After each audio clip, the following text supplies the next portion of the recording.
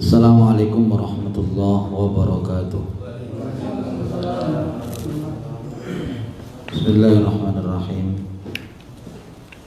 Ila hadratin Nabiul Mustafa Muhammad sallallahu alaihi wasallam wa alihi wa ashabihi wa azwajihi wa dhurriyyatihi wa dhurriyyatihi wa ila abaina wa ummahatina wa masyayikhina wa muallimina wa dawina wa alayhi bi jayyid Muhammad bin Abdul Malik wa bi jayyid ulumuddin wa bi jayyid Jalil Muhammad wa bi jayyid Sunnati wa bi jayyid Yusuf al-Din wa husna al-Syekh Abu Zakaria Yahya bin Syaraf an-Nawawi rahimahullah wa nafa'ana bi ulumihi wa tafsirihi. Al-Fatihah. A'udzu billahi minasy syaithanir rajim.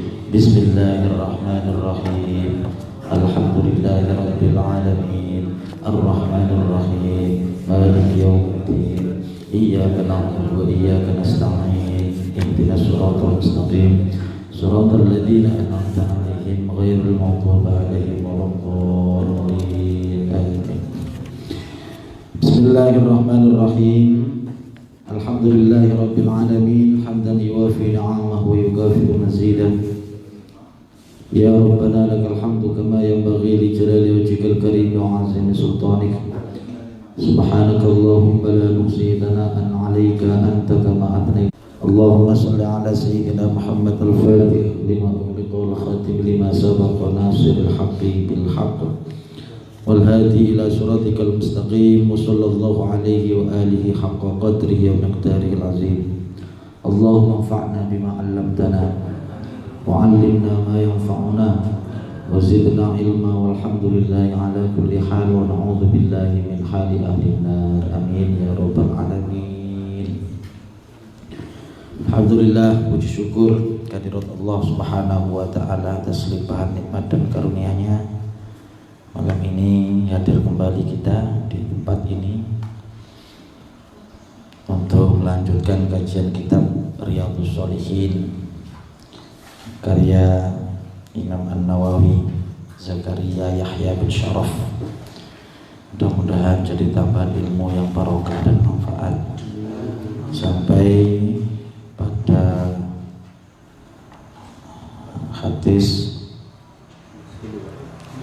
hadis kedua, masih dalam bab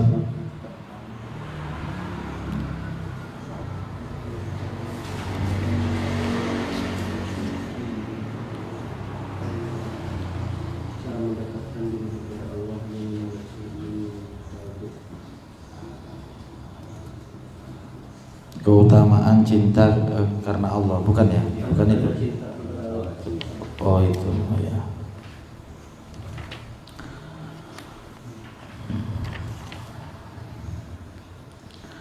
Tanda-tanda cinta kepada Allah, alamat hubbillahi ta'ala lil abdi wal hati ala takhalluqi. Baik, sampai pada hadis 2 ya. Bismillahirrahmanirrahim. Wa anhu, dan dari Abi Hurairah, hadis yang pertama kemarin menjelaskan tentang Allah menyatakan perang kepada orang yang memusuhi wali-walinya Allah Subhanahu wa taala. Siapa wali Allah itu? Ya orang yang dicintai Allah. Lah orang dicintai oleh Allah itu sebabnya ya karena dia melakukan ibadah-ibadah fardu dan juga melakukan ibadah-ibadah sunnah, dan tentu juga meninggalkan larangan-larangan.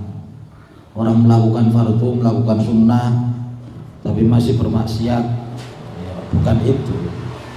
Intinya orang yang dicintai Allah adalah orang yang taat kepada Allah. Orang taat kepada Allah disebut takwa, karena imtithalu awamir. Yang namanya takwa itu berusaha melaksanakan apa yang telah diperintahkan Allah dan berusaha sekuat tenaga meninggalkan larangan-larangan Allah. Jika itu terpenuhi maka disebut bertakwa. Nah, orang yang bertakwa tentu akan dicintai oleh Allah Subhanahu wa taala. Tatkala Allah cinta kepadanya, maka orang itu layak disebut wali. Barang siapa yang memusuhinya, maka Allah nyatakan perang dengan orang yang memusuhi walinya Allah itu. Ya. Jadi nggak ada wali kok tidak bertakwa. Nggak ada. Pengen jadi wali malah nggak mau sholat, cukup dengan diem, nggak mau sholat, ya nggak bisa.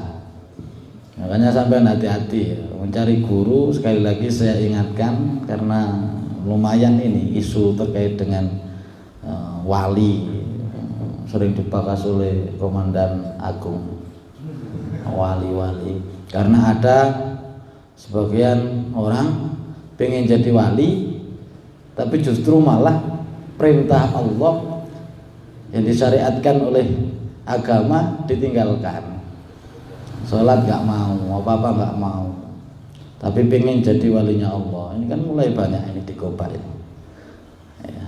Makanya saya juga dalam rangka mencari nih siapa gurunya itu. Belum ketemu, belum tahu rumahnya saya, namanya sudah saya kantongi. Nanti kalau ketemu ya, klarifikasi bener nggak yang diajarkan seperti itu, atau cuma murid-muridnya aja yang mengada-ada itu kan. Kalau memang ajarannya seperti itu ya pasti sesat. Kita ingatkan. Kalau kita ingatkan kok ngeyel, ya fatwa keluar.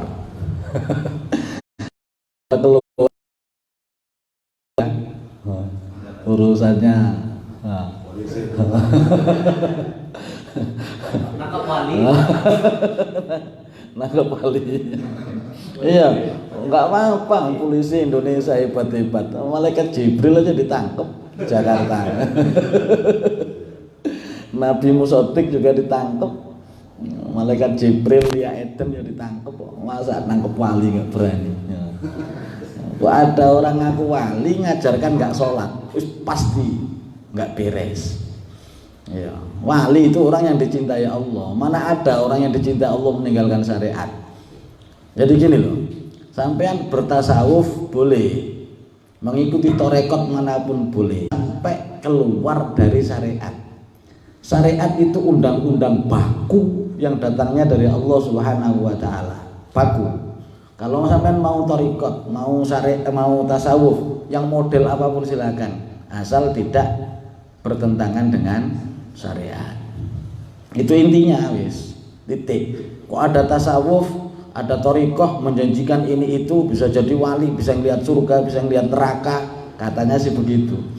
Kalau pas zikir itu langsung bisa ngelihat neraka, pas zikir bisa ngelihat surga, bahkan pas zikir bisa ngelihat Allah. Timbang dulu dengan syariat. Itu yang ngajarin itu sholat apa enggak? Itu yang ngajarin itu gimana akhlaknya. Kemudian ajaran thariqahnya, ajaran tasawufnya itu sanatnya dari mana? Dia ngambil ilmu itu dari mana? Ternyata dapat dari kuburan. Nah, buang aja. Kan harus punya guru, karena ad-din itu bisanad. Agama itu dengan sanad. Kalau ada orang beragama tanpa sanad, kalau misalnya semua orang itu beragama tanpa sanad, nah tentu orang bisa mengucapkan sesuka-suka dia, karena nggak ada sanad. Bikin ajaran sendiri, bikin ajaran sendiri, bikin ajaran sendiri. Maka agama itu harus ada sanad. Kamu ngajarkan seperti itu dari mana? Dari gurunya, kitabnya ini. Telusuri terus, gurumu dari mana? Dari mana? Dari mana? Kok mentoknya Gunung Kawi, ya buang aja. Tapi kalau ditelusuri terus sampai kepada Rasulullah SAW, maka pasti benar ajaran itu. Agama yang diamalkan pasti benar, karena ada sanad yang benar, mata rantai. Nah itu penting, makanya nyari guru jangan asal sakti, jangan asal bisa ngilang, bisa terbang. Ya, kepengen bisa terbang harus tanpa semedi sekian hari, jadi gobloke. Kepengen bisa terbang cukup modal 300.000 pergi ke bandara, beli tiket Palembang malah terbang. Enggak usah berhari-hari semedi sampai bertahun-tahun. Hari itu manusia disetting oleh Allah ya seperti ini. Tapi Pak Ustadz, ada para wali, para ulama dulu itu bisa terbang, bisa berjalan di atas air dan lain sebagainya. Memang ada, tapi itu namanya karomah. Karomah itu diberikan oleh Allah kepada para wali. Syarat untuk dapat menjadi wali itu syariat harus dipenuhi. Apa-apa yang difardukan oleh Allah seperti sholat 5 waktu misalnya harus terpenuhi, kemudian ditambah dengan sholat-sholat sunnah, ibadah-ibadah sunnah, sehingga sempurna cinta Allah kepada dia, maka dia disebut wali. Ketika dia wali, maka akan diberi karomah, kemuliaan oleh Allah Subhanahu wa ta'ala. Nah, gitu. Kalau sholatnya ditinggal kok kepengen bisa ngilang, pasti dari setan. Ya, Jumatan udah nggak mau lagi, kok pengen jadi wali, ya wali setan, bukan wali Allah Subhanahu wa ta'ala. Nah, maka ini penting ya. Dan ya wis gak usah pengen jadi wali ya. Wis pokoknya sempurnakan ibadah. Nah, nanti dicintai oleh Allah, wis wali-wali sendiri ya, Mas. Ya. Nanti kalau kepingin banyak disebut wali sama orang ya, perbanyak anak. Sekolah kan ada yang ke SD, nanti pasti guru SD nyebut wali murid. Ada yang di SMP wali murid, ada yang di pesantren wali santri. Itu aja. Jadi tujuan ibadah itu ridho Allah, bukan untuk jadi wali. Yang penting Allah ridho ya udah. Ada pengen jadi wali barang kok dadi dhewe. Nek sampean ibadah wis sempurna ya dadi dewe, gak usah pengen dadi wali, justru malah merusak niat ya. Ini penting saya ingatkan, terus saya ingatkan, karena yang masuk ke situ itu ternyata orang yang sudah biasa ikut majelis.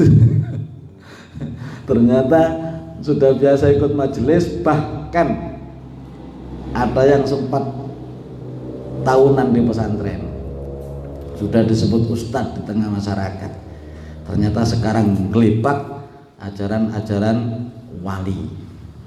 Sholat sudah nggak diperdulikan lagi. Tunggu sampean Mas Jono. Tunggu sampean. Hati-hati. Ya, jadi ngaji-ngaji seperti ini dibilang ngaji kulit. Sekarang apa? Ya, kulitnya aja. Ya pancen kita ngaji kulit toh. Ya mudah-mudahan nanti bisa sampai ke isinya. Daripada langsung isi tanpa kulit ya nyenyek iku. Nah, zaman ketemu duren tanpa kulit di jalan itu, mau nggak ngambil terus makan? Kulit itu ya penting ternyata. Ya, pertama yang ngaji-ngaji kulit dulu nggak masalah. Nanti lama-lama. Ya kita akui aja kalau diolok itu ngaji-ngaji kulit ya memang ngaji kulit gitu kan. Ya. Baik.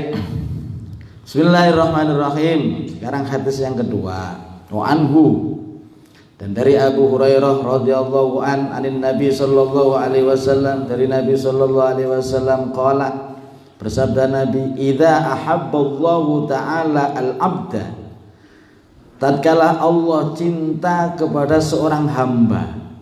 Idza ahabba, tatkala cinta Allah al-'abda kepada seorang hamba, nada Jibril, maka Allah memanggil malaikat Jibril. Hei Jibril, panggil oleh Allah. Kemudian Jibril datang.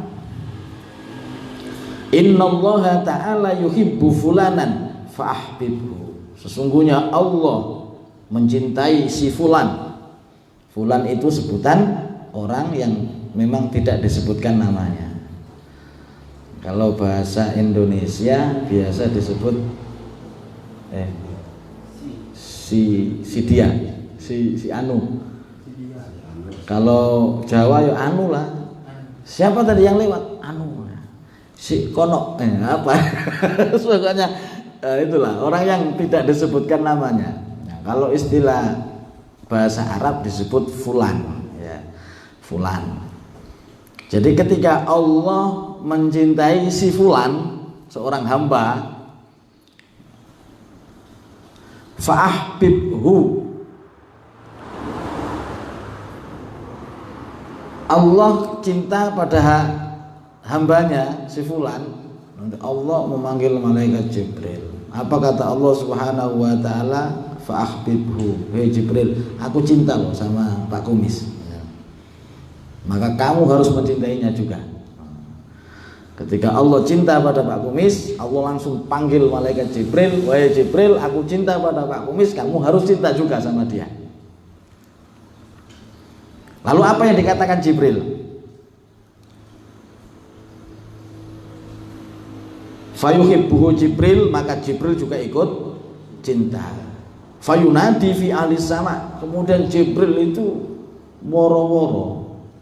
Apa woro-woro? Bikin pengumuman. Jadi fayunadi fi ahli sama, innallaha yuhibbu fulanan fa'ahibbuh. Itu isi pengumumannya. Innallaha, sesungguhnya Allah, yuhibbu fulanan, cinta kepada si fulan, fa'ahibbuhu, maka kalian semuanya harus mencintai.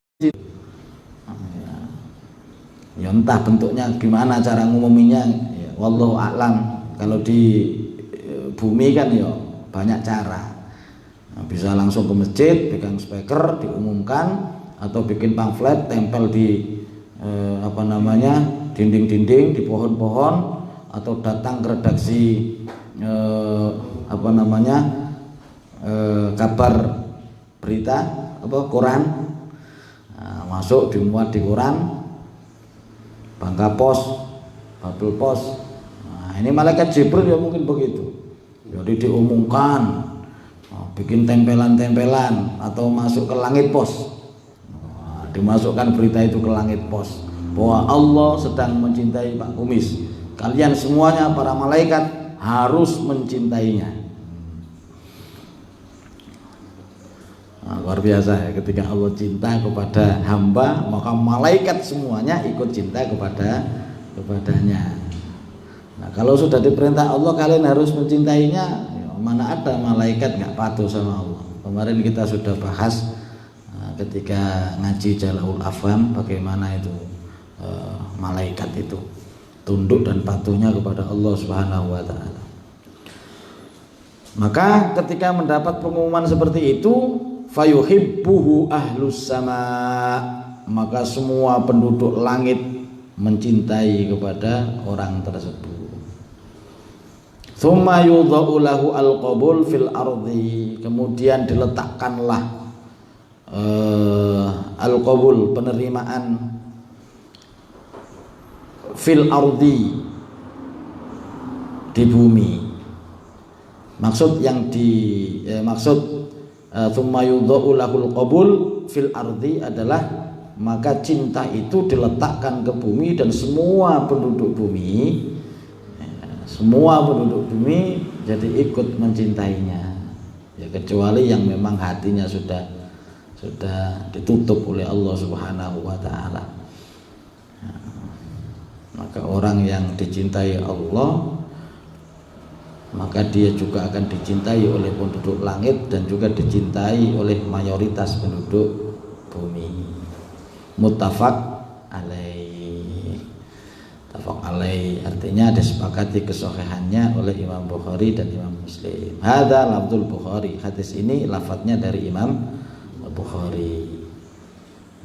Luar biasa ya. Makanya ada hamba-hamba Allah itu kadang nggak terkenal di bumi, tapi di langit Masya Allah terkenal luar biasa ya. Makanya kita nggak terkenal di bumi itu nggak usah bingung, nggak terkenal di bumi aja kok, asal di langit terkenal, tapi terkenal kebaikannya, bukan terkenal kejelekannya. Seperti siapa yang kata Rasulullah, ada orang di bumi dihinakan, tapi di langit sangat terkenal.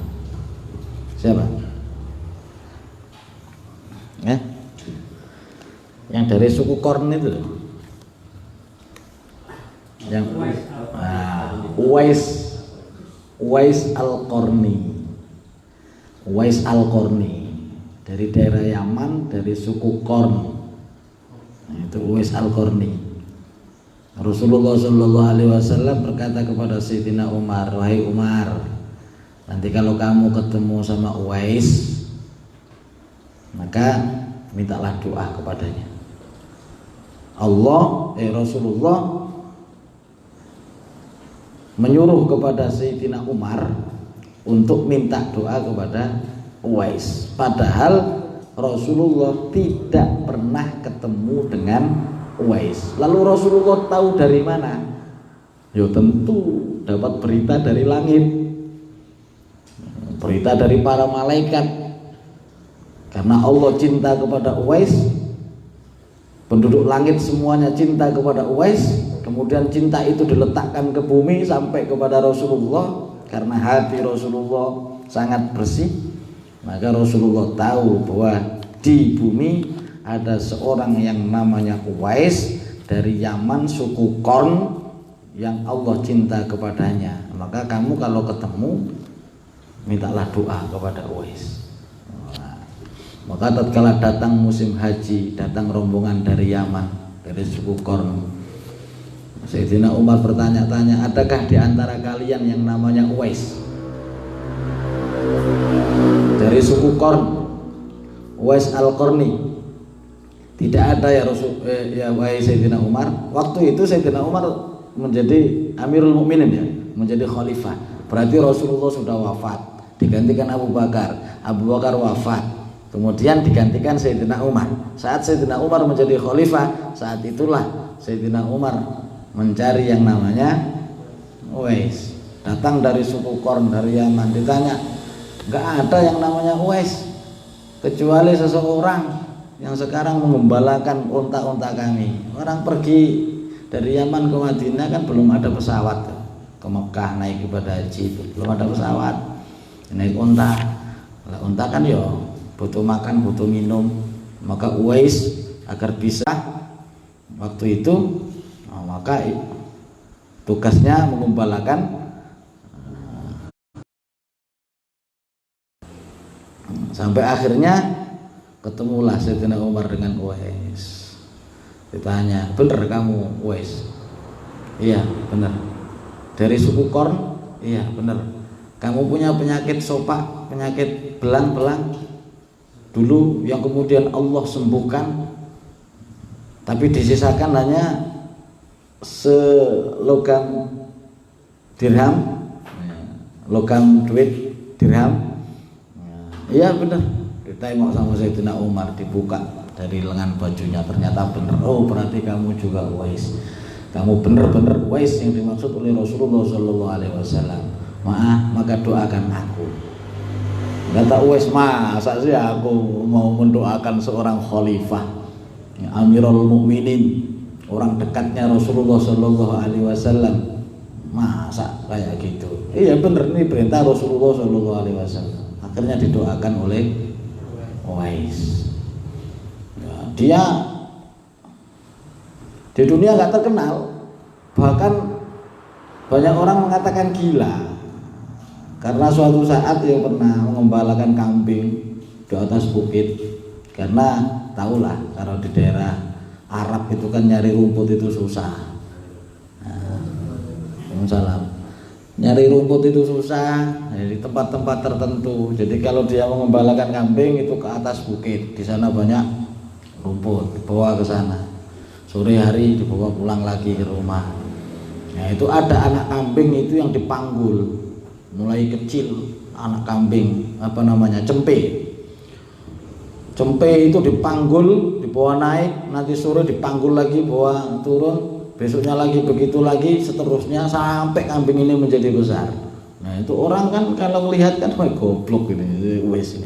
Wah kambing bisa jalan kok dipanggul, suruh jalan sendiri kayak kambing-kambing yang lain kan enak. Masa dipanggul, ya. Naik turun dipanggul. Nah, mereka nggak tahu yang ternyata tujuannya Uwais itu biar tubuhnya menjadi kuat karena suatu saat ingin memanggul ibunya datang ke Mekah untuk melaksanakan ibadah haji.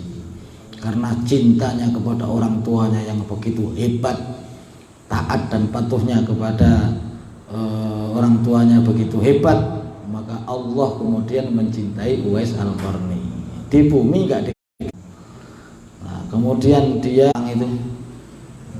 itu cuma mengambil 1/3 daripada gajinya. 2/3 yang lain disedekahkan kepada orang lain. Uwais Al-Qarni cuma punya 1 baju. Jadi ketika kerja cukup untuk makan, sisa untuk makan disedekahkan kepada orang. Besok kerja lagi, dapat gaji lagi, diambil untuk makan hari itu, sisanya disedekahkan lagi. Itu Uwais Al-Qarni. Sampai nek kepengin terkenal di langit ya kayak Uwais Al-Qarni. Dan kalau kepengin jadi wali kayak Uwais Al-Qarni, berapa gaji sebulan? Ambil untuk makan saja, nanti sisanya jadi nggak perlu baju banyak-banyak, nggak perlu kendaraan, nggak perlu apa, itu Uwais Al-Qarni, wali. Ini wali, jalan menuju kepada kewalian yang sesuai dengan syariat. Jangan yang tidak sesuai syariat. Itu Uwais Al-Qarni ya. Makanya kalau Allah sudah cinta kepada seorang hamba, Allah gak diam. Allah umumkan cintanya. Allah panggil Jibril, kemudian Jibril mengumumkan kepada seluruh malaikat, dan malaikat semuanya cinta kepada orang tersebut. Lalu cintanya dihamburkan ke bumi, maka orang-orang yang hatinya terbuka, orang-orang yang baik, semuanya akan mencintainya. Ya, kecuali yang hati-hatinya tertutup. Makanya kita ya seneng kalau melihat para ulama, para orang yang dekat dengan Allah itu, melihatnya aja udah seneng gitu. Kenapa kok bisa seneng? Padahal kenal juga enggak. Ya, dapat cipratan itu tadi. Dapat cipratan itu tadi. Wa fi riwayatin li muslimin, dan dalam riwayat lain dari Imam Muslim, qala Rasulullah sallallahu alaihi wasallam, bersabda Rasulullah sallallahu alaihi wasallam, innallaha ta'ala idza ahabba 'abdan, sesungguhnya Allah Subhanahu wa taala idza ahabba, tatkala cinta, 'abdan kepada seorang hamba, da'a Jibril, maka Allah memanggil Jibril. Faqala, maka Allah berfirman, inni uhibbu fulanan fa ahbibhu, sesungguhnya aku sangat mencintai si fulan, fa ahbibhu, maka engkau juga harus mencintainya. Wahai Jibril, aku mencintai seorang hamba, maka Jibril pun mencintai orang tersebut. Tsumma yunadi fis sama, kemudian Jibril mengumumkan kepada penduduk langit, fayaqulu, dan berkata Jibril, innallaha yuhibbu fulanan fa ahibbu, sesungguhnya Allah Subhanahu wa taala mencintai fulan, fa ahibbuhu, maka kalian wahai malaikat harus mencintainya. Fayuhibbuhu ahlus sama, maka penduduk ahli langit kemudian mencintai si fulan. Tsumma yudha'u lahul qabul fil ardh, kemudian meletakkan al-qabul, penerimaan cinta tadi, fil ardi, ke bumi. Ini lafaz yang diriwayatkan oleh Imam Muslim. Lafadznya berbeda tapi maksudnya sama. Ini yang disebut dengan riwayat bil makna. Ya, boleh. Mestinya kan ada salah satu di antara dua hadis ini yang persis dengan apa yang dikatakan oleh Rasulullah, entah yang pertama, entah yang kedua. Ya, karena yang meriwayatkan itu ada beberapa jalur, ya mungkin ada selisih selisih perkataan, ya, selisih omongan, ada perbedaan dikit dari lafadznya. Yang penting maksudnya sama. Sekarang misalnya begini, saya mengatakan, semuanya yang ngaji di sini besok minta tolong kita kerja bakti ya, itu bahasa dari saya.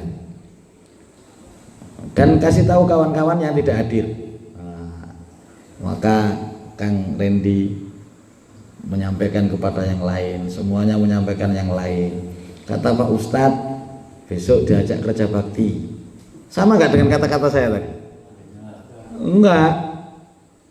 Tapi maksudnya sama. Itu namanya meriwayatkan bil makna. Dan itu boleh, tidak harus lafadznya sama. Makanya di antara para ahli hadis, mereka meriwayatkan hadis itu banyak dari lafadz-lafadz yang berbeda. Tapi inti substansi dari isi daripada hadis tersebut sama. Makanya tidak terkena hadis falyatabawa maq'adahu minan nar. Yang terancam hadis bahwa tempat duduknya di neraka, pasti masuk neraka, adalah orang yang Rasulullah nggak mengatakan itu, tapi dia mengatakannya, mengada-ngada dengan hadis palsu. Orang ulah daripada orang-orang orientalis, orang-orang Yahudi yang memusuhi Islam, kemudian belajar Islam tapi bukan untuk mengamalkannya, tapi untuk menghancurkan Islam. Namanya orientalis. Kaum orientalis itu kemudian banyak mencetak hadis-hadis palsu. Pokoknya dua ada hadis bunyinya begini dari ini. Nah, itu yang terancam oleh sabda Rasulullah Shallallahu Alaihi Wasallam. Barang siapa yang memalsukan perkataanku, dia ngomong katanya dari saya padahal bukan dari saya, maka tempat duduknya di neraka. Nah, tapi kalau berbeda lafadz tapi maknanya sama, enggak apa-apa. Wa idza abghadha abdan da'a Jibril, wa idza abghadha, dan apabila Allah Subhanahu wa taala murka abdan kepada seorang hamba, da'a Jibril, maka Allah pun memanggil malaikat Jibril. Fayaqul, dan Allah bersabda, Allah berfirman, inni ubghidu fulanan fa'abghidhu. Sesungguhnya aku, wahai Jibril, murka kepada si fulan, fa'abghidhu, maka kamu semuanya juga harus murka kepadanya. Fayubghidhu Jibril, maka Jibril murka kepada fulan. Tsumma yunadi fi ahlis sama, kemudian malaikat Jibril memanggil-manggil atau memberitahu kepada penduduk langit, innallaha yubghidu fulanan, sesungguhnya Allah sedang murka kepada si fulan, fa'abghidhu, maka kalian semua juga harus murka kepada fulan. Fayubghidhu ahlus sama, maka penduduk langit semuanya murka pada orang tersebut. Tsumma tudau lahul baghdha'u fil ardi, sama, kemudian kemurkaan itu sampai kepada bumi, maka penduduk bumi juga murka kepada orang tersebut, si fulan tersebut.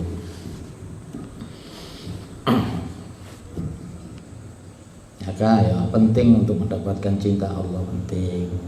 Jalannya ya harus melalui jalur resmi, namanya syariat. Itu jalur resmi. Jalan sudah baku, nggak boleh dirubah-rubah. Sampai melakukan apa saja, maka syariat itu sebagai timbangan. Kalau timbangan mengatakan boleh, maka silakan. Kalau syariat mengatakan haram, maka jangan dilakukan. Nah, gitu.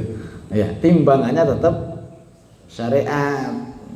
Kok ada orang tapi nggak sesuai dengan syariat, udah dengan syariat, maka jangan dipakai orang seperti itu. Jangan dijadikan guru. Ada orang pointer, bisa ini, bisa itu, bisa ini, bisa itu, ngaku datang dari malaikat Jibril, padahal wahyu sudah terputus sejak wafatnya Nabi Muhammad Shallallahu Alaihi Wasallam. Kok ternyata masih ada orang ngaku mendapat wahyu didatangi malaikat Jibril, maka pasti itu bertentangan dengan syariat. Jangan dipakai, jangan ketipu. Ayo. Nah, sampai ketipu oleh kehebatan seseorang, masya Allah, demi Allah nanti akan datang makhluk Allah yang sangat hebat, namanya Dajjal. Ya, sampai pasti ketipu. Kalau sekarang dengan anak-anak buah Dajjal aja sudah ketipu, hanya bisa ini bisa itu saja sudah ngikut saja. Akhirnya sholat ditinggalkan, pengajian ditinggalkan gara-gara ngikuti orang yang saktinya nggak seberapa itu. Bagaimana nanti kalau Dajjal datang? Ayo, mampus lo. Ya. Kalau Dajjal datang nyuruh hujan-hujan, pohon kering ditunjuk buah-buah, apa nggak malah ngikut ya? Kalau hanya dengan dukun, hanya diiming-iming bisa ini bisa itu, bisa kaya, bisa ini bisa itu, sudah ketipu. Bagaimana nanti kalau datang Dajjal? Ya, naudzubillah min dzalik. Makanya standar syariat sama perhatikan. Kalau ada guru mengajarkan sesuatu yang bertentangan dengan syariat, maka pasti itu datangnya bukan dari Allah, bukan datang dari Rasulullah SAW. Seperti yang saya sampaikan kemarin, sesuatu yang menimpa malaikat Jibril, ana rabbuk wa qad abaghtu lakal muharramat, kata cahaya yang luar biasa, terang di ufuk yang bisa disaksikan oleh banyak orang. Tiba-tiba ada hatif. Hatif itu suara tapi tanpa ada wujudnya. Tiba-tiba ada suara, ya Abdul Qadir, ana rabbuk wa qad abaghtu lakal muharramat.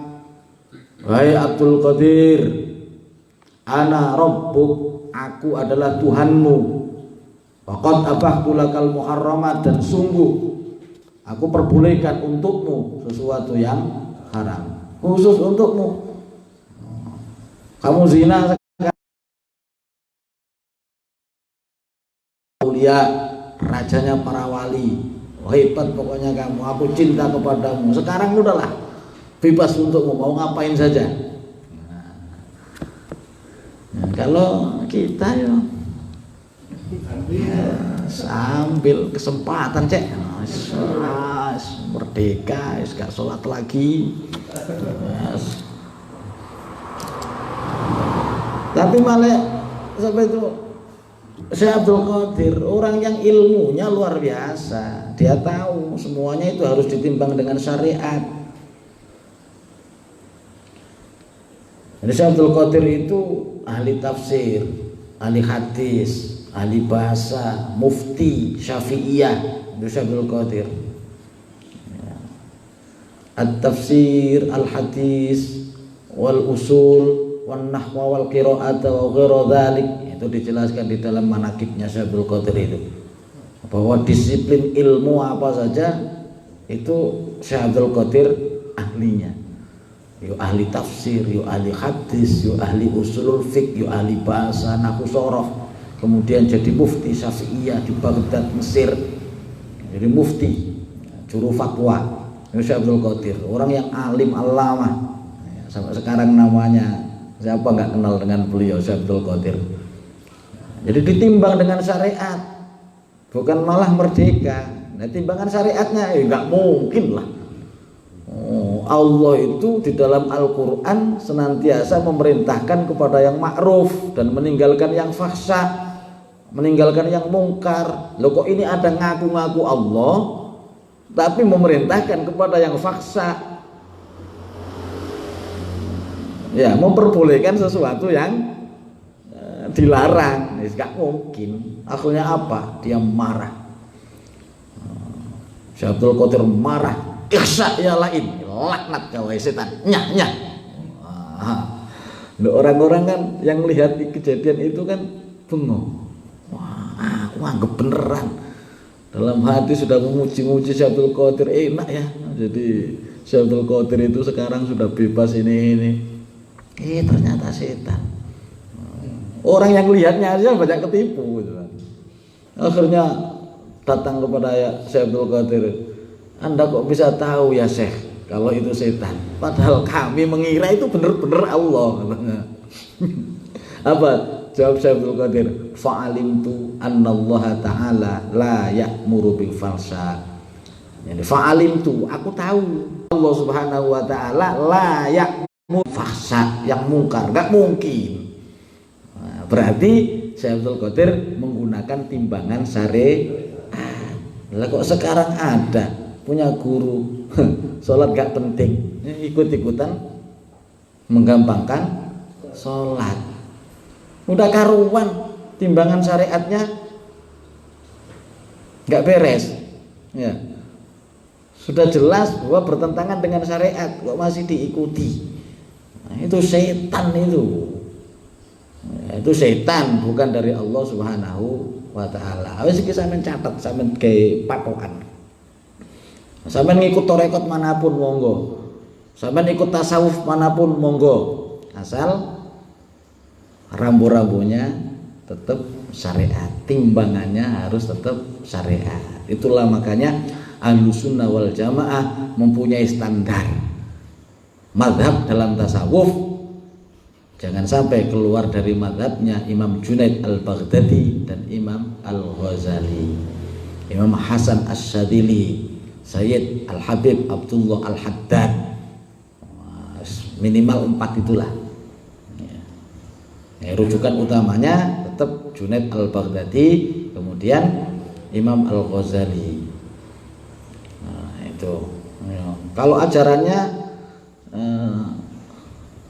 menyimpang daripada imam-imam ahli tasawuf tadi, ya jangan-jangan ya sanadnya itu tadi nggak nyampe kepada Rasulullah. Sanadnya ngambil dari Gunung Kawi, dari kuburan angker, dari mana ya.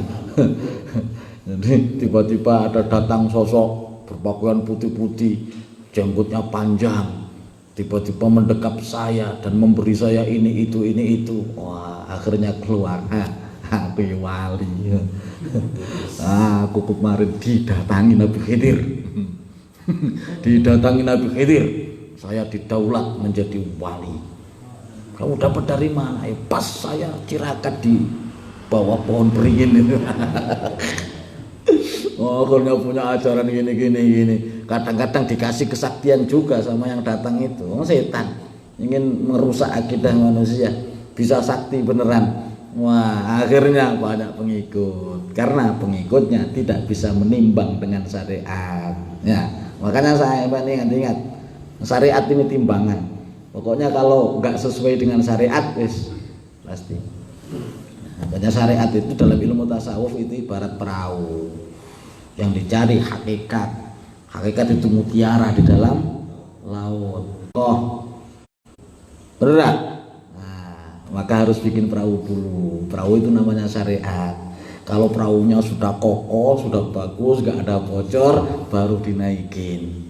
Nah, dinaikin, berjalan di atas thoriqoh, namanya laut. Sampai ke tengah, ketemu intan mutiara, namanya haqiqah.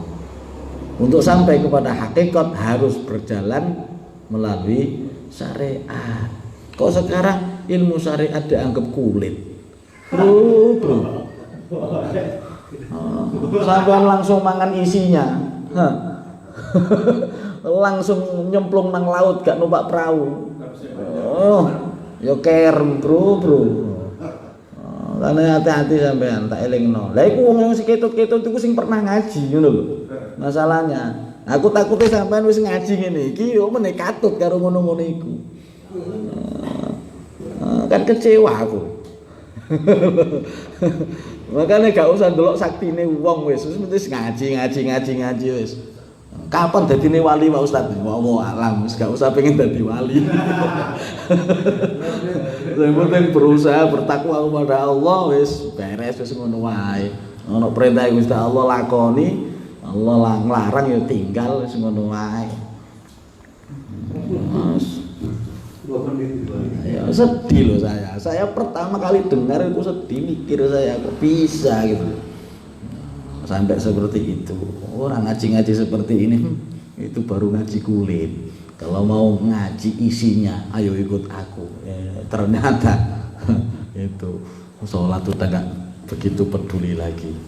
Na'udzubillah min dzalik. Ya, jadi syariat itu timbangan ya, diinget-inget ya. Nah, kalau cocok dengan syariat monggo, nggak cocok tinggalkan. Nah, walaupun menjanjikan kesaktian, menjanjikan ini itu datangnya dari setan. Kalau yang seperti itu aja sudah tertarik, ya, na'udzubillah min dzalik, bagaimana nanti kalau Dajjal turun?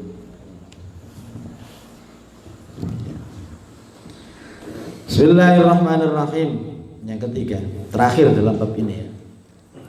Wa an Aisyah radhiyallahu an, dan dari Aisyah radhiyallahu anha, anna Rasulullah sallallahu alaihi wasallam, bahwasanya Rasulullah sallallahu alaihi wasallam ba'atha rajulan ala sariyah, mengutus seseorang pada suatu peperangan. Sariyah itu peperangan, ghazawah juga peperangan. Nah, perbedaannya apa? Kalau sariyah itu perang yang tidak diikuti oleh Rasulullah. Sampai kalau baca sejarah, kitab-kitab sejarah, tidak diikuti oleh Rasulullah. Kalau ghazawah itu perang yang Rasulullah ikut dan langsung mengomando peperangan itu namanya ghazawah. Nah, kali ini sariyah, berarti Rasulullah nggak ikut.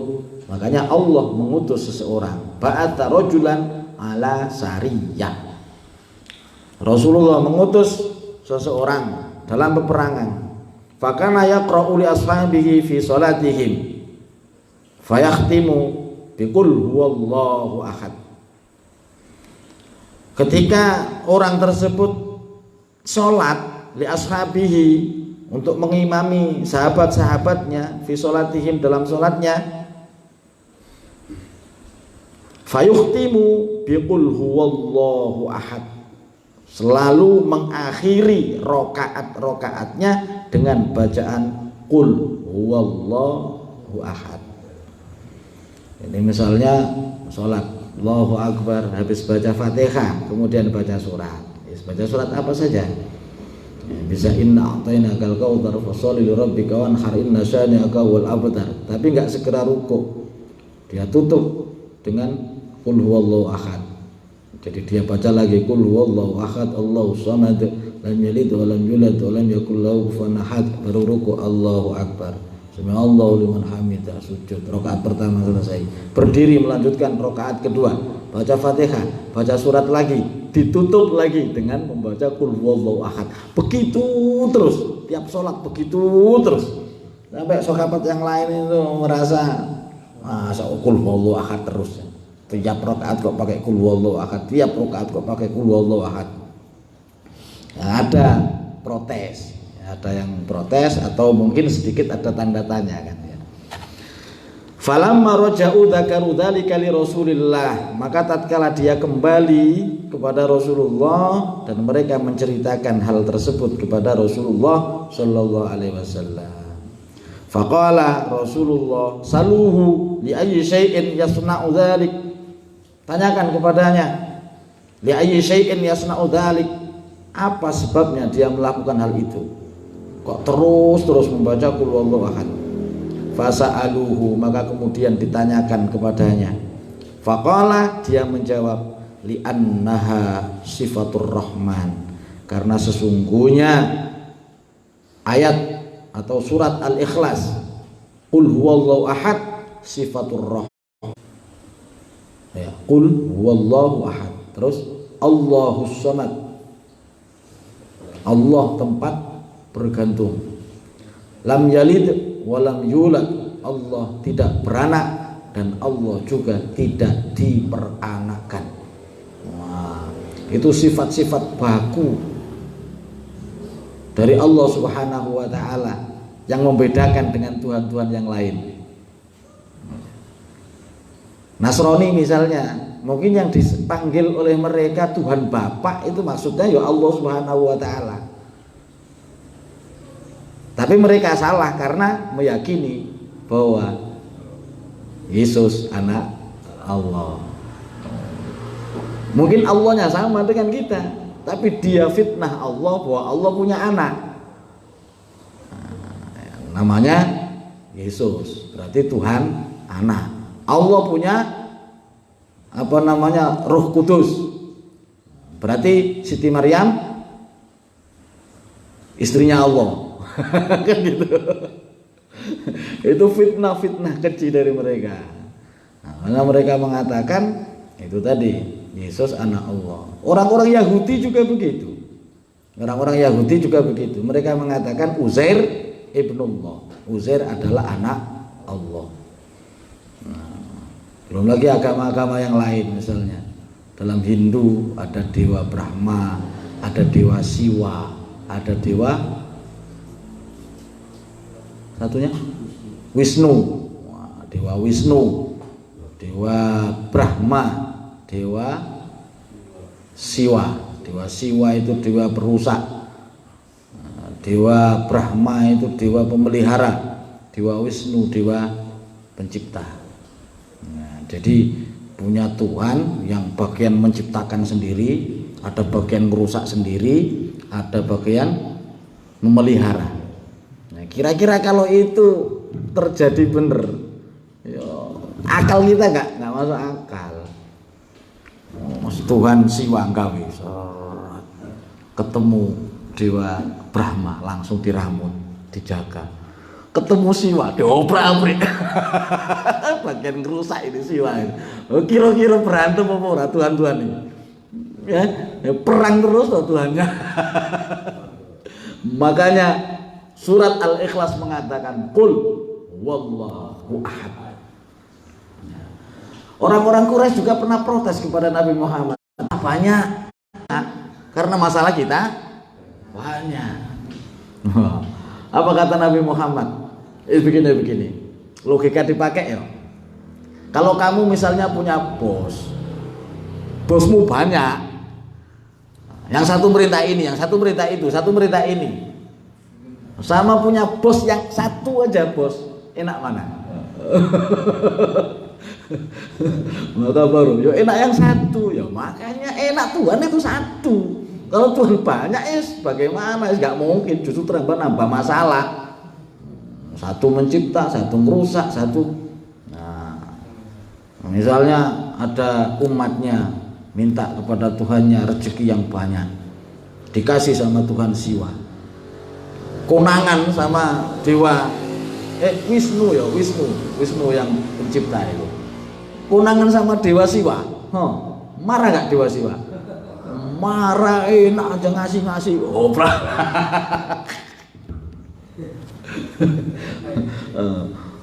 Maka Al-Quran datang dengan membawa qul huwallahu ahad. Allah itu satu. Allahus somad, tempat bergantung ya cuma Allah. Kemudian lam yalid walam yulad, tidak beranak dan juga tidak diperanakkan. Walam yakul lahu kufuwan ahad, dan tidak ada sekutu baginya. Tidak ada yang menyerupai Allah sesuatu apapun. Tidak ada yang menyerupai Allah. Nah ini kan sifatur rahman ya. Sesuatu yang sangat melekat erat dengan keberadaan Allah yang wajibul wujud tadi itu. Nah, makanya seorang sahabat ini dia menjawab li'annaha sifatur rahman fa ana uhibbu an aqra'a biha. Makanya aku cinta, aku seneng ketika membaca ayat di atas, ayat qul huwallahu ahad, karena qul huwallahu ahad itu sifatur rahman. Faqala Rasulullah sallallahu alaihi wasallam, maka Rasulullah bersabda, akhbiruhu annallaha ta'ala yuhibbu. Beri kabar kepada dia yang kalau sholat membaca qul huwallahu ahad terus itu, annallaha ta'ala yuhibbu, Allah subhanahu wa ta'ala cinta kepadanya karena dia cinta kepada qul huwallahu ahad. Makanya boleh, tapi ngene iki ketemu dalil ngene iki seweneng sampean wis pasti. Makanya nek salat diwajar qul huwallahu ahad terus. Dalilnya ini karena cinta loh. Lah sampean wengke karo ditanya, "Kamu kok salatnya kok pakai qul huwallahu ahad terus?" Cek. Qul huwallahu ahad itu sifatur rahman, cek. Aku seneng sekali dengan qul huwallahu ahad. Ada hadisnya loh ini. Entane ngasih tahu hadis padahal ya nggak mau sholat lama-lama. Pakai surat yang pendek-pendek aja. Nah, kalau berangkat benar-benar karena cinta kepada al-ikhlas, maka bisa mendatangkan kecintaan Allah kepadanya. Maka kata Rasulullah, akhbiruhu annallaha ta'ala yuhibbu.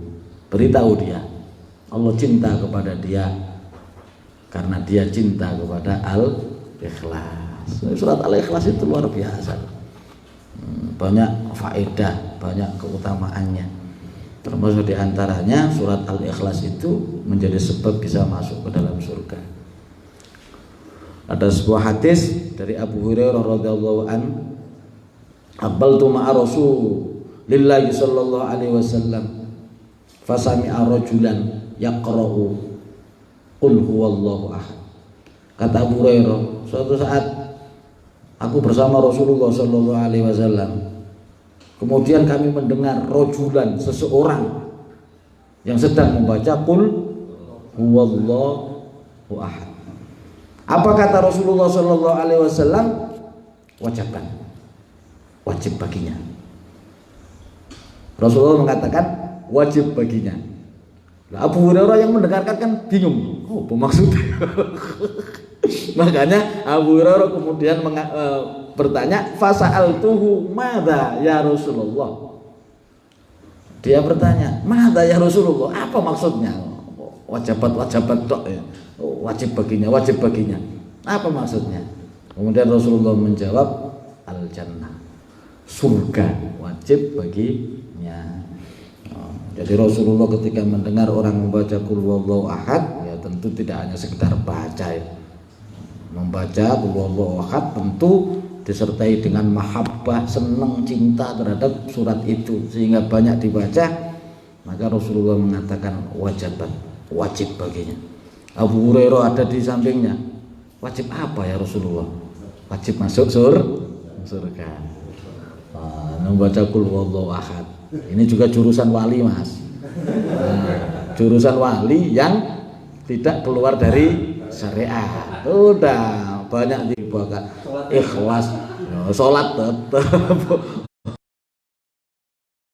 Kan, malah harus ingat dengan hadis yang pertama kemarin itu. Untuk bisa mendatangkan cinta Allah harus melalui jalur yang fardu. Fardunya sudah beres, baru dilengkapi dengan yang sunnah-sunnah. Nah, itu baru dicintai Allah. Pokoknya jalur wali yo itu. Lebih cepat lagi sunnah-sunnahnya yang melalui jalur ini tadi, Uwais Al-Qarni. Sedekah banyak-banyak, dapat gaji diambil untuk makan saja, lainnya disedekahkan. Nah, itu jalur untuk mempercepat. Atau pagi sore membaca qul huwallahu ahad, punya wiridan khusus yang dia lakukan untuk istiqomah. Nah, tapi ya tetap melakukan fardu. Nah, itu. Jadi qul huwallahu ahad luar biasa. Sampai gara-gara qul huwallahu ahad Sayyidina Ali berhasil meminang putri Rasulullah namanya Sayyidatina Fatimah. Dalam salah satu riwayat ya. Jadi Rasulullah pernah memberi sayembara. Siapa yang bisa menghatafkan Al-Quran malam ini? Itu habis Isya. Sudah Isya zaman Rasulullah itu tidak seperti sekarang. Isya zaman Rasulullah itu bisa jam 1, jam 2 langsung nyambung tahajud. Habis sholat Isya, pokoknya sampai subuh, siapa yang bisa menghatafkan Al-Quran berhak menikahi putri saya. Wah, ini sahabat-sahabat itu sekirang ini. Kira-kira sampai anak melok toh. Nah, kira-kira misalnya Rasulullah hidup sekarang terus bikin sayembara. Kalian kalau bisa baca Al-Quran khatam sampai subuh, jadi menantu saya. Apa gak seneng? Mau melok kabeh, wis tuwa-tuwa ya melok. Aku wis melok ya, lumayan. Tidak semuanya ikut langsung pegang Al-Quran, cepet-cepetan baca Al-Quran. Sayyidina Ali malah tidur, baring dia, bangun-bangun menjelang subuh, semuanya belum ada yang khatam. Sayyidina Ali langsung mengambil Rasulullah. Ya Rasulullah, saya sudah. Kaget itu orang-orang. Rasulullah juga, kamu dari tadi tidur Ali. Sahabat yang lain kok bisa, kamu dari tadi tidur kok sekarang sudah khatam. Apa kata Sayyidina Ali? Karena aku pernah mendengar engkau ya Rasulullah bersabda bahwa membaca surat Al-Ikhlas itu sama dengan membaca sepertiga Al-Quran. Aku tadi sudah membaca 3 kali. Orang itu sudah khatam 1 kali. Radhiyallahu anhu. Akhirnya ya terus nikah dengan putri Rasulullah Sallallahu Alaihi Wasallam. dinikahkan dengan Siti Fatimah. Nah, hadis itu diriwayatkan dari Abi Sa'id Al-Khudri. Jadi ada ketika Rasulullah jalan-jalan juga, kemudian ada orang membaca Qul huwallahu ahad. Ada sebagian sahabat itu menganggap itu ngaji kok cuma Qul huwallahu ahad aja, Qul huwallahu ahad aja, surat-surat yang lain, menganggap remeh lah gitu. Maka Rasulullah mendengar itu dan bersabda, walladzi nafsi biyadi innaha lata'tilu thulutsal Qur'an. Demi jiwaku yang ada dalam genggamannya, demi Allah, bahwa membaca surat Al-Ikhlas sekali itu sama dengan membaca sepertiga Al-Quran. Membacanya lagi berarti 2/3 Al-Quran. Membaca 3 kali lunas khatam 1 Quran. Nah, itu Sayyidina Ali. Fadilahnya, tapi pahalanya tentu berbeda. Jangan kemudian sampean bulan puasa ya sudah ajar aja Qul huwallahu ahad 3 kali, bilang sama orang-orang saya sehari 3 kali khatam Al-Quran. Wah hebat. Padahal ya cuma baca Qul huwallahu ahad 9 kali. 9 kali kan berarti 3 kali khatam. Fadilahnya sama, keutamaannya sama, tapi pahala-pahala huruf kan lain. Ayo. Pahala melihatnya, Al-Quran itu dilihat saja itu sudah pahala. Kemudian juga menjadi syifa, obat. Belum lagi dihitung per huruf. Qul huwallahu ahad cuma berapa huruf, kayak Al-Quran berapa huruf kalau khatam. Sementara 1 hurufnya 10. Nah, kata Rasulullah Shallallahu Alaihi Wasallam, la aqulu alif lam mim harfun. Aku tidak mengatakan alif lam mim di awal surat Al-Baqarah itu alif lam mim. Saya nggak mengatakan alif lam mim itu 1 huruf, tapi yang saya katakan aqulu alifun lamun, alifun harfun, lamun harfun, mimun harfun. Alif 1 huruf, lam 1 huruf, mim 1 huruf, berarti alif lam mim 3 huruf. Berarti membaca alif lam mim dapat pahala 30 alif lam mim. Nah, kalau Al-Quran setebel ini, kitab Riyadhus Shalihin ini kalikan 10 saja. Nah, tentu dari urusan membaca Al-Quran secara sempurna daripada Qul huwallahu ahad 3 kali. Nah, tapi keutamaannya sama seperti Al-Quran. Oh, itu kecerdasannya Sayyidina Ali luar biasa. Makanya Rasulullah sampai mengatakan, ana madinatul ilmi wa aliyun babuha. Aku ini gudangnya ilmu, aku ini kotanya ilmu, wa aliyun babuha. Tapi pintunya ada di Ali. Pintunya ada pada Sayyidina Ali. Itu Qul huwallahu ahad. Nah, jadi membaca Qul huwallahu ahad itu bisa menjadi sebab dia dicintai oleh Allah Subhanahu wa taala karena cintanya kepada Qul huwallahu ahad. Selain itu, Qul huwallahu ahad juga bisa menjadi sebab seseorang yang membaca dan cinta padanya bisa masuk ke dalam surga. Qul huwallahu ahad juga barang siapa membacanya 3 kali berarti sama dengan menghatamkan Al-Quran. Karena Qul huwallahu ahad itu sepertiga daripada Al-Quran. Baca Qul huwallahu ahad. Rasulullah kan menyuruh tanyakan kepada dia kenapa dia baca Qul huwallahu ahad terus. Artinya Rasulullah nggak memerintahkan, Rasulullah tidak menyuruh. Tapi sahabat ini tiba-tiba langsung mengamalkan itu tanpa perintah Rasulullah dan tidak pernah dilakukan oleh Rasulullah. Kalau Rasulullah melakukan itu, pasti sahabat yang lain nggak protes. Oh, dia pasti niru Rasulullah ini, nggak protes. Sahabat yang lain yang diimami itu protes karena dia nggak pernah lihat Rasulullah. Ini kok Rasulullah terus ini. Akhirnya protes sampai diadukan kepada Rasulullah Shallallahu Alaihi Wasallam. Dan Rasulullah bertanya, tanyakan kepada dia kenapa dia melakukan itu. Ini mengandung arti bahwa Rasulullah tidak pernah mengajarkan, Kalau Rasulullah yang mengajarkan, tentu ketika ada orang protes, oh diam aja itu saya kok yang nyuruh, kan gitu. Rasulullah pernah tanyakan dia ngapain dia melakukan itu. Ya, berarti bid'ah. Tidak pernah dilakukan oleh Rasulullah dan tidak pernah diperintah oleh Rasulullah. Tiba-tiba dia membaca Qul huwallahu ahad, inovasi dirinya sendiri karena dia cinta kepada Allah, kemudian membaca Qul huwallahu ahad. Bid'ah kan? Rasulullah SAW beri kabar ke dia bahwa Allah cinta kepadanya. Kok bid'ah kok dicintai Allah? Berarti bid'ah hasanah. Paham ya? Rasulullah nggak pernah maulid Nabi, misalnya ini ya. Rasulullah nggak pernah. Kemudian kita mengadakan maulid Nabi sebab kita cinta kepada Nabi Muhammad SAW. Itu bid'ah. Ya. Tapi karena pelaksanaan maulid Nabi itu tidak bertentangan dengan kaidah hukum syara, nggak bertentangan dengan syariat, maka itu disebut bid'ah hasanah. Tahlilan bid'ah hasanah. Tapi yo banyak orang nggak ada pokoknya dalil pokoknya keluar wis repot. Angel. Repot kalau sudah dalil pokoknya itu repot. Ya.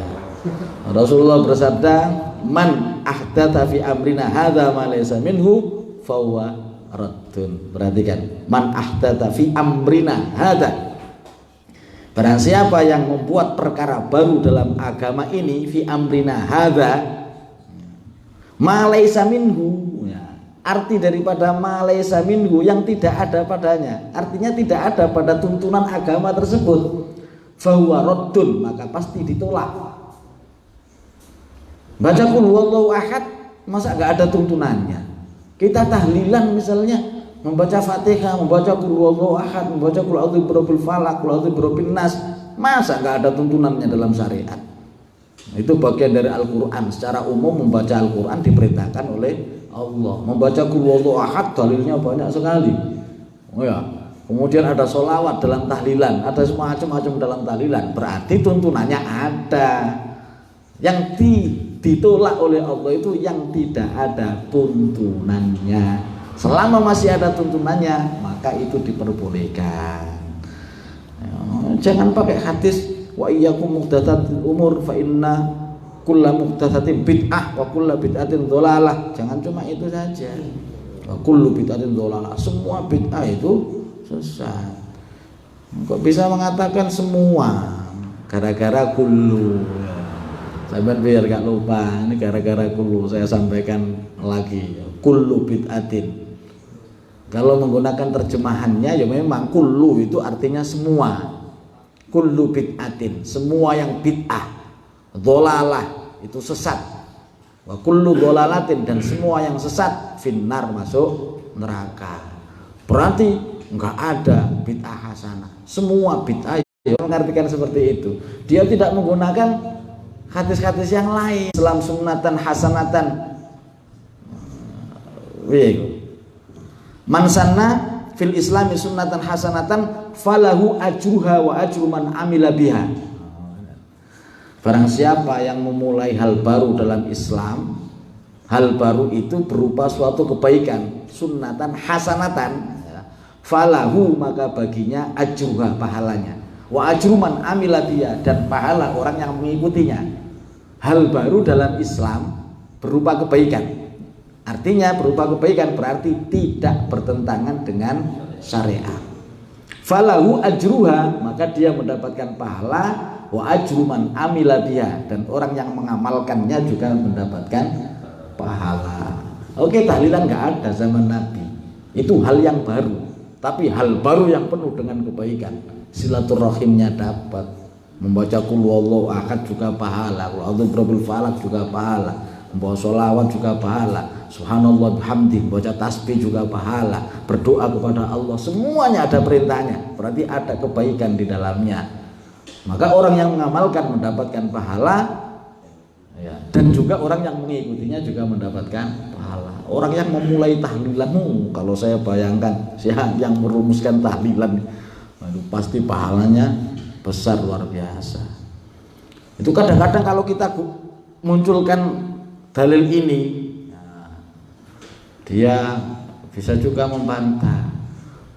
Ya, kata dia, sanna fil Islam sunnatan hasanatan, itu sesuatu yang sudah disyariatkan. Dalam hal ini kan Rasulullah menghentikan seperti ini itu dalam hal sedekah. Barang siapa yang memulai sedekah, kan waktu itu Rasulullah mengajak sedekah, patungan lah gampangnya. Kemudian ada orang yang memulai, terus ada orang ngikutin. Berarti orang yang memulai ini tadi mendapatkan pahala, dan orang yang mengikuti juga mendapatkan pahala. Yang pertama kali mendapatkan pahala orang yang mengikuti tanpa mengurangi. Artinya setiap ada orang ikut dia dapat pahala, setiap ada orang ikut dia dapat pahala. Dan sedekah itu sudah ada syariatnya. Makanya nggak cocok kalau dipakai dalil bid'ah. Ya, itu kan sunnah Rasulullah. Sunnah itu artinya sunnah Rasulullah.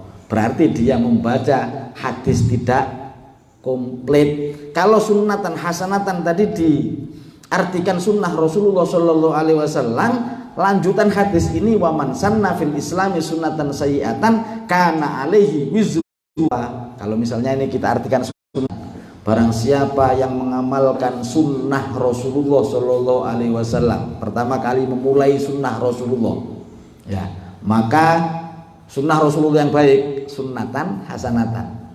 Saya ulangi, barang siapa yang memulai mengamalkan sunnah Rasulullah yang baik, ya, maka dia mendapatkan pahala, dan orang yang mengikutinya juga mendapatkan pahala dan tidak mengurangi pahala orang yang pertama kali melakukannya.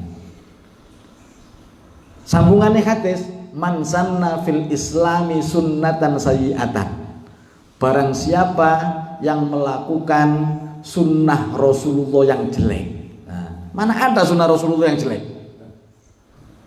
Nah, berarti artinya sunnatan hasanatan itu bukan sunnah Rasulullah, tapi hal-hal yang baru. Sunnatan hasanatan, hal-hal baru yang baik. Sunnatan sayyi'atan berarti hal-hal yang baru yang jelek. Makanya itu Imam Asy-Syafi'i rahimahullah mengatakan bid'ah itu dibagi menjadi dua, ada bid'ah hasanah, ada bid'ah dholalah.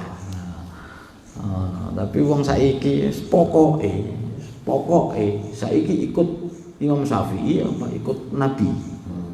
Imam Syafi'i dibanding Nabi. Nabi mengatakan semua bid'ah sesat. Enggak ada bid'ah hasanah, enggak ada bid'ah dholalah. Imam Syafi'i mengatakan bid'ah ada dua, bid'ah dholalah apa bid'ah hasanah. Sekarang kita ngikut Nabi apa kita ngikut Imam Syafi'i? Wah, itu lagi-lagi membuat perbandingan yang koplang, ya, terasi sama duren kemarin itu. Imam Syafi'i dibandingkan dengan Nabi Muhammad. Imam Syafi'i itu yang ngerti dengan sabdanya Nabi Muhammad. Kita mengikuti Imam Syafi'i berarti mengikuti Nabi Muhammad. Jangan dipertentang-tentangkan. Ya. Imam Syafi'i mengatakan bid'ah ada dua, karena Imam Syafi'i tahu bahwa arti daripada kullu bid'atin dholalah itu artinya sebagian dari bid'ah itu dholalah, sesat, hanya sebagian. Tapi kan kullu itu dalam kamus bahasa Arab artinya semuanya. Ya. Kamus bahasa Arab. Ya kita jawab aja, berarti ilmumu hanya sebatas kamus. Lihat dalam Al-Quran, banyak kullu itu yang diartikan sebagian. Ya, misalnya kulla syai'in hayyin, ya, kulla syai'in, dan kami menciptakan, ya. Perhatikan, pakai bahasa kullu atau kulla. Kulla syai'in, semuanya, minal ma', dari air. Itu firman Allah Subhanahu wa taala. Semuanya saya ciptakan dari air. Itu kalau kullu diartikan semuanya. Apa benar semuanya dari air? Oke lah, kita manusia dari air sperma. Tumbuh-tumbuhan boleh, ya dari air lah misalnya. Ya, binatang dari air sperma. Tapi malaikat dari apa? Dari cahaya. Iblis, jin dari apa? Dari api. Berarti kan tidak semua diciptakan dari air, walaupun bahasanya kulla syai'in hayyin, semuanya saya ciptakan dari air. Maka kulla di sini oleh para ulama diartikan sebagian makhluk kami ciptakan dari air. Manusia dari air sperma, ini dari air sperma binatang. Tapi ada juga makhluk Allah yang diciptakan dari nur cahaya. Ada juga makhluk Allah yang diciptakan dari api. Berarti tidak semuanya. Kullu bid'atin, bahasanya kullu bid'atin, semua bid'ah. Nah, makanya ulama mengartikan tidak semua bid'ah itu sesat. Kullu di sini maksudnya sebagian. Karena kalau kita paksakan artinya semuanya, maka akan bertentangan dengan hadis Nabi yang lain tadi. Man sanna sunnatan hasanatan, man sanna sunnatan fil islami sunnatan hasanatan falahu ajruha wa ajru man amila biha. Maka akan bertentangan dengan hadis ini. Itu para ulama kita menggali hukum itu seperti itu. Makanya aman ngikuti ulama yang benar-benar ahlu sunnah wal jamaah. Akidahnya mengikuti mazhab Asy'ariyah wal Maturidiyah, Abu Hasan al-Asy'ari dan Abu Mansur al-Maturidi. Maka sudah benar kita kalau malam Kamis ya belajar kitab Jala'ul Afham Syarah Aqidatul Awwam. Nanti di sini ada dijelaskan dengan akidah dasar Asy'ariyah al-Maturidiyah. Karena ulama mengatakan termasuk Al-Ijzi juga Syekh Abdul Qadir Jailani, idza utliqa ahlus sunnati wal jamaah wal muradu biha al-asy'ariyah wal maturidiyah. Jika di dalam kitab-kitab dikatakan ahlus sunnah wal jamaah, maka yang dimaksud adalah Imam Asy'ari, pengikut Imam Asy'ari dan berjisim, punya tangan, punya mata, duduk di atas arsy dan lain sebagainya. Mereka memproklamirkan diri juga namanya ahlus sunnah. Makanya jangan sampai jangan ketemu ahlus sunnah yang mana, lihat ajarannya. Nah, lihat ajarannya. Dikit-dikit bid'ah, berarti ahlus sunnah palsu. Ahlus sunnah palsu. Baik, paham ya? Jadi kulla itu tidak serta-merta diartikan semuanya. Ada juga hadis yang redaksinya justru mirip dengan ini ayat Al-Qur'an. Wa kana wara'ahum malikun ya'khudhu kulla safinatin ghusba. Kulla safinatin ghusba. Redaksinya sama dengan kulla bid'atin dhalalah. Kulla safinatin ghusba. Ya kita artikan sekarang. Nabi Khidir ketika jalan-jalan dengan Nabi Musa, tiba di suatu tempat mau nyebrang, rupanya ada perahu-perahu banyak di situ. Ya, ada perahu-perahu banyak di situ.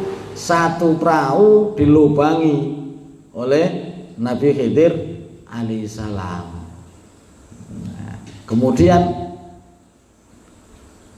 Nabi Musa protes. Loh, kenapa itu perahu bagus-bagus kok dibocori? Kok dibocori? Apa jawab Nabi Khidir? Wa kana wara'ahum malikun ya'khudhu kulla safinatin ghusba. Di sana, di tengah sana itu ada malikun, perampok, perompak. Ya'khudhu kulla safinatin, akan merampas kulla. Kulla artinya apa tadi? Semua. Berarti kulla safinatin, semua perahu. Ghusba, merampas dengan paksa. Semua perahu ya? Semua perahu. Berarti perahu jelek, perahu baik, semua kan? Bahasanya semua. Terus alasan Nabi Khidir kenapa membolongi perahu tadi? Agar supaya perahu itu kelihatan jelek. Nek perahu kelihatan jelek, enggak dirampas sama perampok tadi. Berarti yang dirampok Perahu yang baik apa yang jelek? Apa semuanya? Baik. Kenapa ini dibocori oleh Nabi Khidir? Cuma tetap diambil. Ya, kalau semua perahu akan diambil. Nah, makanya kulla di sini diartikan oleh para ulama sebagian. Sama loh. Kulla safinatin ghusbah. Di sana ada perampok yang akan mengambil sebagian perahu yang baik-baik, yang jelek ditinggal. Itu artinya. Sama dengan kulla bid'atin dolalah. Sebagian bid'ah yang jelek-jelek itu yang sesat. Yang jelek-jelek berarti yang baik enggak sesat. Paham ya? Oh, ini akidah kita. Makanya jangan ikut-ikutan kalau misalnya kadang-kadang itu orangnya biasa tahlilan gara-gara disentuh sedikit sama mereka tiba-tiba oh itu tahlilan bid'ah. Pulang-pulang perang sama bapaknya. Kan banyak kejadian seperti itu. Ada anak berantem sama bapaknya. Bapaknya sering ke kuburan ibunya.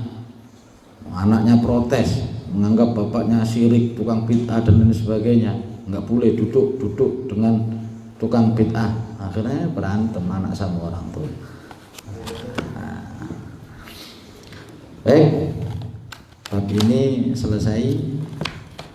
Ya.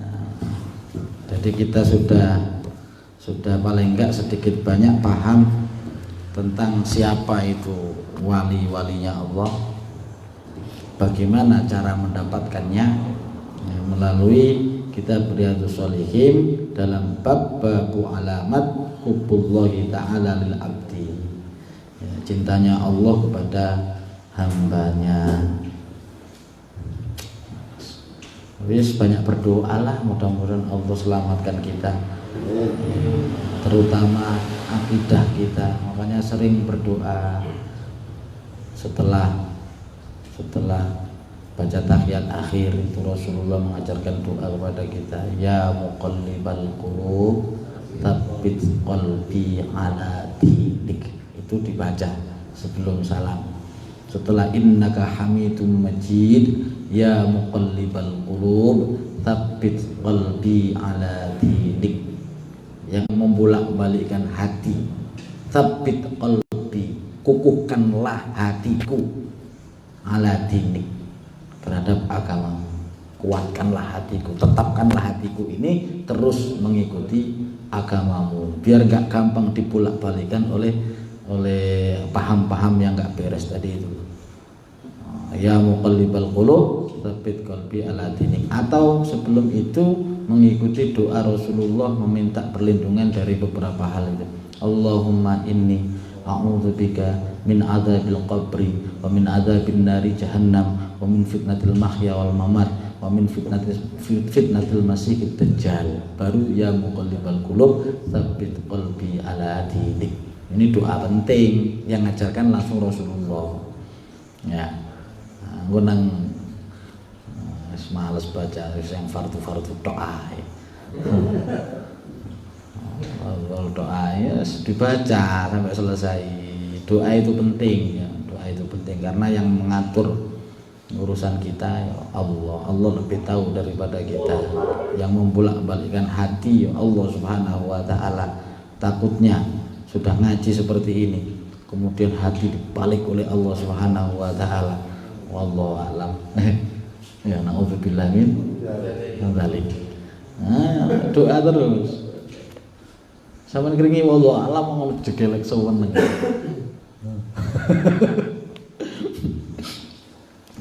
Ya. Udah hafal semua kan doa itu? Nah, nanti yang enggak hafal datang tak catetin. Ke sini nanti tak catetin. Allahumma inni a'udzubika, ya Allah, sesungguhnya aku mohon perlindungan darimu, min adzabil qabri, dari siksa kubur, wa min adzabin nari jahannam, dari siksa neraka. Terus dari jahannam, wa min fitnatil mahya, dari fitnah kehidupan. Hidup ini penuh dengan fitnah. Wal mamat, dan fitnah kematian, apalagi kita mati, menjelang mati fitnah luar biasa. Kemudian wa min fitnatil masihid dajjal, dan fitnah masihid dajjal ya, fitnahnya dajjal tadi itu. Kita kadang-kadang duit 10.000, 20, 50.000 aja udah kena fitnahnya ya, apalagi dajjal ya. Kita makanya harus doa itu jangan sampai ditinggalkan, karena itu senjata untuk menghadapi dajjal. Salah satu yang diajarkan oleh Rasulullah selain membaca surat Al-Kahfi setiap malam Jumat, semuanya 10 ayat pertama saja. Alhamdulillahilladzi apa? Anzala ala abdil kitab wa lam yaj'al lahu iwaja qayyiban liyundhira ba'san syadidan min ladunhu, dan seterusnya. 10 ayat pertama itu setiap malam Jumat atau harinya Jumat dibaca. Itu cara menahan fitnahnya dajjal. Luar biasa loh fitnah dajjal. Sekarang sebelum ada dajjal ini coba kita lihatlah. Kita kadang-kadang di rumah usaha lagi sepi aja itu kadang-kadang sudah dukun mana ya yang sakti, carinya sudah dukun, sudah kemana-mana. Bagaimana dengan dajjal nanti? Kita melakukan kebaikan, kalau nggak ngikut dia itu ancamannya dibunuh. Tapi kalau ngikut dia hadiahnya, woi luar biasa. Dan kondisi waktu itu kita semuanya dalam keadaan kelaparan. Sampean bayangno, sampean kelaparan, istri di rumah kelaparan, anak-anak kelaparan, nangis semuanya, nggak ada yang dimakan. Kenapa? Karena buah-buahan, pohon-pohonan kering semuanya, binatang-binatang mati semuanya. Tiba-tiba sampean mendengar ada orang di Gobak Sakti bisa nunjuk pohon langsung berbuah. Itu pohon pisang di belakang rumah yang sudah kering itu, kalau ditunjuk sama dia langsung keluar buahnya. Kondisi sampean kelaparan, diajak ke kebun pohon sahang, kali tunjuk langsung. Kira-kira kita kepincut apa enggak? Datang apa enggak kira-kira? Apa terus menahan lapar mati ini? Koyoke sih ya nggak jamin kalau tanpa pertolongan Allah. Kalau ngukur akidah kita, ngukur kekuatan iman kita, koyoknya nggak jamin kita selamat, nggak jamin. Oh ya, sekarang gini aja lah. Sering saya contohkan, ayo kita hitung-hitungan iman kita.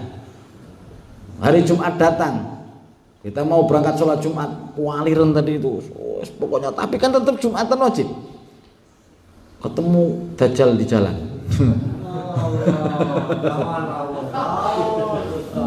Udah, ini bukan dajjal beneran, ini baru anak buahnya dajjal lah. Pak Agung, mau kemana? Mau Jumatan, sambil kelaparan dia. Nggak usah Jumatan, ayo nyari bakso aja.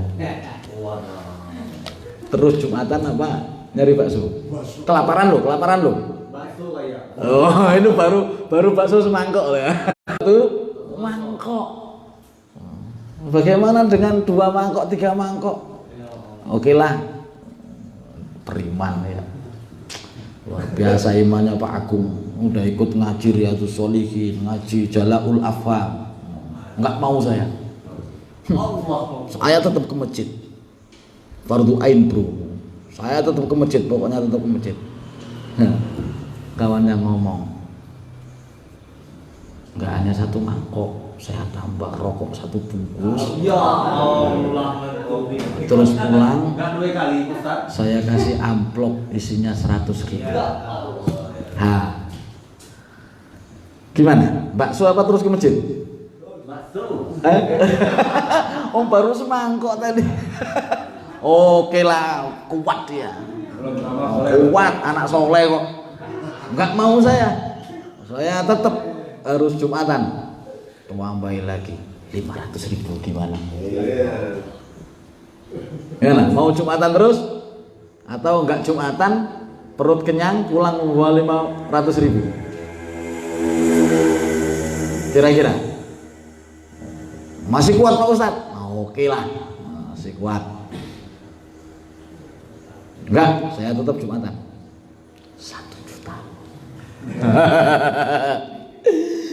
Perut kenyang, masuk pulang membawa 1 juta. Kira-kira iki kondisi kaliren loh. Anak sampean nang omah ya kaliren. Anak di rumah juga kelaparan, istri juga kelaparan. Ayo, kira-kira gimana? Wes nggak tahu. Paling di angka 50.000 kita sudah geletak sudah. Ya. Di angka 50.000 kita sudah geletak, sudah saya pilih bakso aja lah. Itu belum diancam, belum apa itu. Kalau dajjal justru malah gini, terus ke masjid apa ngikut saya? Kalau ngikut saya, kamu saya kasih apa saja yang kamu mau. Kamu apa? Mau mobil, mau rumah mewah, mau makanan segala macam makanan, soto, rawon, sate, nasi uduk, nasi kucing, nasi. Kalau kamu mau ikut saya, semuanya akan saya kasih. Itu. Ya padahal kekuatan kita tadi kan 50.000. Nah ini dikasih apa-apa, semuanya dikasih. Ditambah lagi di belakangnya. Tapi kalau kamu nggak mau ikut saya, tak geraji. Kepalamu akan saya belah. Kalau dibelah dipotong celeng enak, tapi geraji. Kira-kira piye? Tetap Jumatan, resikonya digeraji, nggak dapat apa-apa, anak istri kelaparan di rumah. Geraji gini, apa pulang dengan perut kenyang, membawa alpat, membawa pajero, dengan membawa makanan segala macam makanan ada. Pilih mana kita? Itu dajjal. Sekarang ya gara-gara diiming-iming bisa ngilang aja sudah gitu. Gara-gara diiming-iming bisa kaya aja sudah ketut, apalagi dengan dajjal nanti. Itu sungguh ujian yang amat berat. Makanya tidak ada nabi yang tidak mengingatkan kepada umatnya tentang bahaya dajjal, bahaya fitnah dajjal. Termasuk juga Nabi kita Nabi Muhammad SAW. Tapi Nabi Muhammad tidak hanya mengingatkan, tapi mengasih kita senjata. Ini loh untuk melawan dajjal. Apa itu? Surat Al-Kahfi. Setiap hari Jumat atau malam Jumat.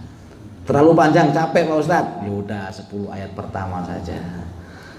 Atau enggak, sebelum salam di dalam sholat, setelah kita membaca tahiyat, tambahilah doa Allahumma inni a'udzubika min adzabil qabri wa min adzabin nari jahannam wa min fitnatil mahya wal mamat wa min fitnatil masihid dajjal. Ditambah lagi ya muqallibal qulub tsabbit qalbi ala dinik. Boleh ya muqallibal qulub, boleh juga ya mutsabbital qulub tsabbit qalbi ala dinik. Ini jurusan wali yang mengikuti syariat, Mas. Ya, udah hafalkan. Ya.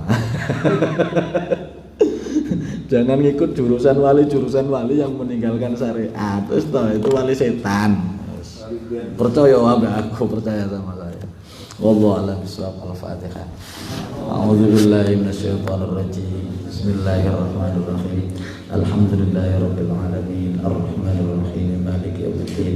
Iyyaka na'budu wa iyyaka nasta'in. Ihdinas siratal mustaqim. Shiratal ladzina an'amta 'alaihim ghairil maghdubi 'alaihim waladdallin. Maulaya shalli wa sallim da'iman abada 'ala habibika khairil khalqi kullihim huwal habib. Kulladhi turja syafa'atuhu li kulli hawlin minal faballigh maqasidana waghfir lana ma madaya wasi'al karami ya rabbana atarafna bi annana qantarafna wa annana ala ladha asrafna fatub alaina taubatan silli kulli khawba waskur lana arati wa amini waghfir Rabbi wa mauludina wal ahli wal ikhwani wa sairil khillani wa kulli di aw jiratin aw sahba wal muslimina ajma' amina Rabbi asma' fadlan wa judan manna biktisabin minna bil mustafa rasulina Allah صلى وسلم ربي عليه عند الحب وآله والصحب عدد طاش الصحب والحمد لله في البدء والتناهي والحمد لله في البدء والتناهي سبحانك اللهم وبحمدك أشهد أن لا إله إلا أنت أستغفرك وأتوب إليك. Assalamualaikum warahmatullahi wabarakatuh.